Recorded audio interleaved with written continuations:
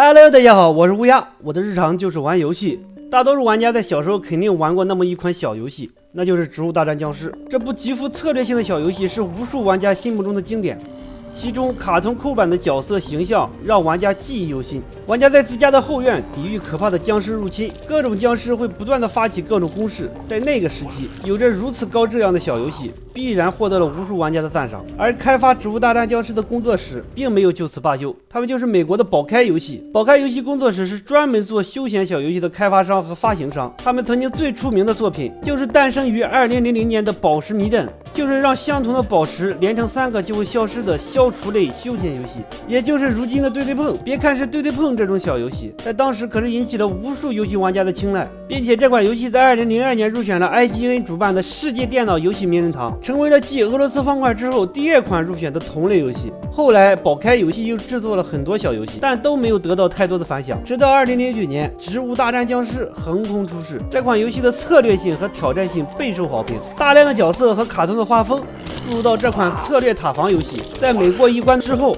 玩家总是有新的发现，这种感觉让玩家停不下来。随着全世界《植物大战僵尸》的火热，美国的电子游戏产业巨头易电看上了这家有前途的游戏工作室。2011年，宝开游戏被易电收购。这时的宝开游戏不满足于制作休闲小游戏，他们决定要搞一些大事情。随后，他们开发了《植物大战僵尸：花园战争》系列游戏。这个花园战争系列游戏可不像老玩家印象中的《植物大战僵尸》那样简单。这款游戏采用了 EA 的寒霜3引擎，是基于《植物大战僵尸》系列世界观的一部第3人称合作射击游戏，保持了《植物大战僵尸》原有的塔防标志性元素，采用了全 3D 画面技术，有了3A 大作级别的质量。这次的主战场不是自家后花园，而是放在了一个花园中。虽说如今的射击类游戏数不胜数，但《花园战争》这个系列游戏已经成了当今射击类游戏中最另类的佼佼者。你很少能在这个充斥着严肃题材的射击游戏市场里发现像《花园战争》这么欢乐的游戏，无论是在它的游戏风格上，还是在它的游戏玩法上都是如此。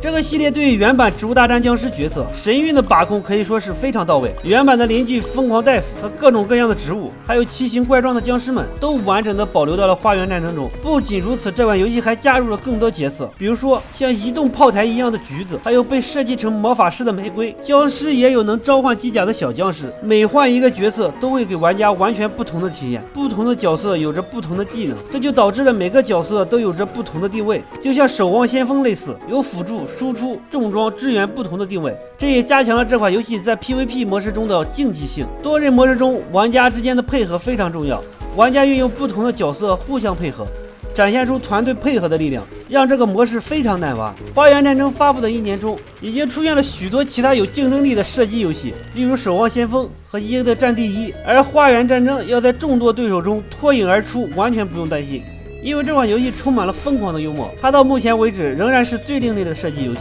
没有任何游戏能够做到像它一样的风格。好了，本期视频到这里就结束了，喜欢的小伙伴记得点个关注，咱们下期再见，爱你们，拜拜。